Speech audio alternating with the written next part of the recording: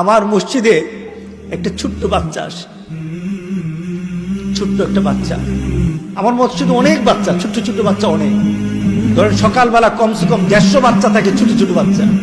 ছোট্ট একটা বাচ্চা আজকে কয়েকদিন ধরে আমার পাশে নামাজ পড়ে। ছেলেটা মুখটা ঢাকে, মাথাটা ঢাকে, মোজা পরে, সুন্দর ট্রাউজার পরে, হাতে একটা টর্চ লাইটটা রাখে, এরপরে সুন্নত আদায় করে চুপ করে বসে থাকে, একটু একটু আমার দিকে তাকায়। আমি তার গালটা ধরলাম, এত খুশি হয়ে গেছে ছেলেটা।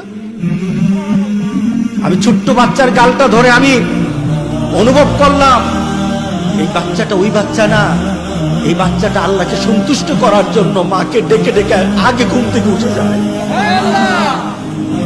আগে ঘুম থেকে উঠে যায়। আমি বাচ্চাটার দিকে তাকিয়ে থাকলাম, খুশি হয়ে গেল বাচ্চাটা যখন আমি আদর করলাম। ছোট্ট বাচ্চা, কত বয়স হবে? 7-8 বছর। প্রতিদিন আসে ফজরের নামাজের সময়। কিন্তু আমি মাঝে মাঝে চিন্তা করে বলি, আমার গ্রামের এমন যুবক, এমন বয়স্ক মানুষ আছে এখন পর্যন্ত সূর্য ওঠা পর্যন্ত তারা ঘুমাতেই থাকে।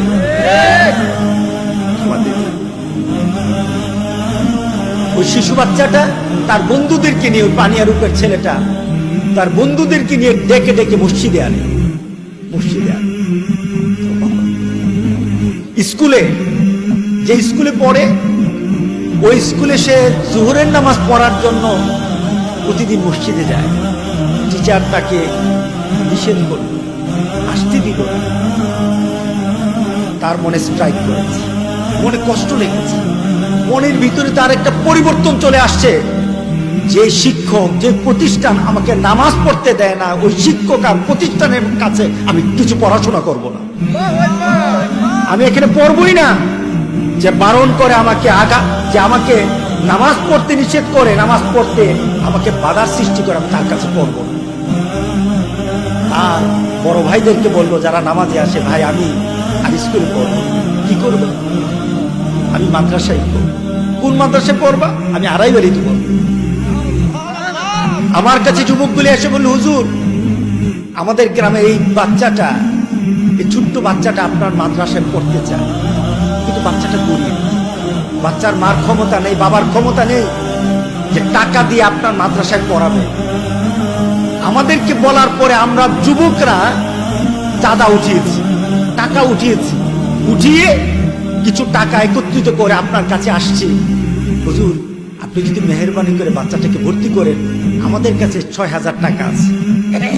আমরা সবাই মিলে টাকাটা তুলেছি, আর টাকা যা লাগে হুজুর আমরা চাঁদা উঠিয়ে বাচ্চাটাকে পড়াবো। আমি তখন তাদেরকে বললাম, এ যুবক, টাকা তোমার কাছে থাক, বাচ্চাটাকে নিয়ে আসো। হুজুর টাকাটা রাখেন। আমি কি, তুমি বাচ্চাটাকে নিয়ে আসো। এই বাচ্চা সাধারণ কোনো বাচ্চা না, এই বাচ্চার দায়িত্ব যদি নিতে হয় আমার বাচ্চার মতো এই বাচ্চার আমি দায়িত্ব নেব। আমার সৌভাগ্য এমন একটা বাচ্চা পাওয়া, এমন একটা বাচ্চা, নেককার বাচ্চা পাওয়া আমার সৌভাগ্য। নিয়ে আসো বাচ্চাটাকে। আমি ভর্তি করে দিলাম মাদ্রাসা। আমার কাছে এখন পর্যন্ত বাচ্চাটা দেখা করে না, আমার মাদ্রাসায় পড়তেছে দেখা করে না, দূর থেকে তাকিয়ে থাকি। কিন্তু আমি বাচ্চাটার প্রতি আন্তরিকতা এই কারণে, তার বাবা গরিব, তার মা গরিব, তার পরিবারে কে কি করতেছে এটা আমার জানার বিষয় না, আমার জানার বিষয় এই বাচ্চাটা আমার আল্লাহকে ভালোবাসে। কথা ঠিক আছে কিনা বলো? এটাই তো ইসলাম, এটাই তো মেনে নেওয়া, এটাই তো একটা মুসলমানের জন্য পূর্ণাঙ্গভাবে ইসলামের মধ্যে ঢুকে যাওয়া। আজকে আমাদের যুবকগুলি নামাজ পড়ে না, মোবাইল ছাড়া কিছু বুঝে না। তুমি মোবাইলে যতক্ষণ সময় দাও তার 10 ভাগের 1 ভাগ আমার আল্লাহর জন্য সময় দাও না।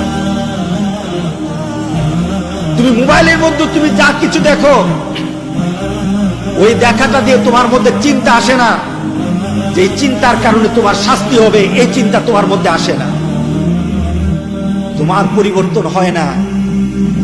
তুমি যদি এই পরিবর্তন না হও, মনে রেখে দিও আল্লাহর গজব থেকে তোমাকে কেউ বাঁচাতে পারবে না। আল্লাহর গজব আছে কিনা টের পাইছে? কেমনে টের পাইছে? ঠ্যাং ভেঙে গেছে নাকি? হ্যাঁ, কানা হয়ে গেছে, কিছু আপনি হন নাই। আল্লাহ গজব কেমন ভাবে আপনার সামনে তুলে ধরে আপনি টের পান না। গোটা পৃথিবী এখন ডেডলক হয়ে গেছে, গোটা পৃথিবীর এখন মানুষ চলাচল, পৃথিবীর এখন হুমকির মুখেও চলে আসছে। আমি গত কয়েকদিন ধরে চিন্তা করছি দেশের বাইরে যাব, একটু হয়তো সৌদি আরব যাবো না তো মালয়েশিয়া যাবো না তো অন্য কোনো দেশে যাব, কিন্তু সব দেশ থেকে একই কথা, না না আসবেন। আমার একটা বোন থাকে ইউরোপে, ইংল্যান্ডে, তো ভাইয়া এখন আসেন। সব দিক থেকে একটা ভীতি। কিসের ভীতি? গজবের ভীতি। কিসের ভীতি? গজবের ভীতি।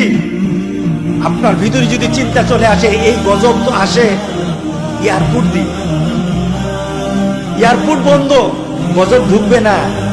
গজব এয়ারপোর্ট দিয়ে আসে না, গজব আকাশ দিয়ে আসে।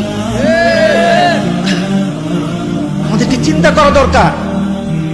ওয়ালা তাত্তাবিউ খুতুওয়াতিশ শায়তান, শয়তান যেটা পছন্দ করে এটা করো না, আল্লাহ রাসূল যেটা পছন্দ করে এটা করো। দুনিয়া তো শান্তি থাকবে, আখিরাতেও শান্তি পাবে। আল্লাহ সুবহানাহু ওয়া তাআলা মুসলমানদেরকে এখনো হেফাজত করতে চান। মুসলমান যদি নিজেকে হেফাজত না করে, আল্লাহ বলেন পৃথিবীর দিকে তাকিয়ে দেখো, গজব যখন আসে আমি নেককার বদকার বাঁচি না, সবাইকে আমি ফ্লাট করে দিই। কথা ঠিক আছে কিনা বলেন?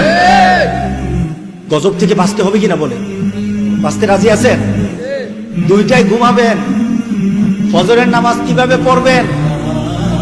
আপনার ভিতরে যদি ফজরের নামাজের আকর্ষণ থাকে, গোটা পৃথিবীর কেউ আপনাকে ঠেকাতে পারবে না, ঠিক না? সন্ধ্যা রাত্রে ঘুমাবেন, ফজরের নামাজ বুঝেন না, ফজরের নামাজের প্রতি আপনার কোনো আকর্ষণ নেই, আপনি সন্ধ্যায় ঘুমালো, দেখা যাবে ফজরের ওয়াক্ত শেষ, আপনার ঘুম ভাঙে নাই। আছে কিনা? এমনও ব্যক্তি আছে ফজর চলে যায়, সূর্য উঠে যায়, সে উঠতে পারে না। আল্লাহ সুবহানাহু ওয়া তাআলা বলেন, বান্দা তোমার ইচ্ছা অনুযায়ী আমি দিনটাকে তোমার জন্য সহজ বানায় দিই। ফাসানু ইয়াসসিরুহু লিল ইউসরা। তুমি যদি সকালবেলা উঠতে চাও, তুমি যদি ফজরের নামাজটাকে টার্গেট করো, ফজরের নামাজের আকর্ষণ তোমার ভিতরে ঢুকে যায়, আল্লাহ বলেন ফজরের আগে তোমাকে উঠা আল্লাহ সহজ করে দিবে।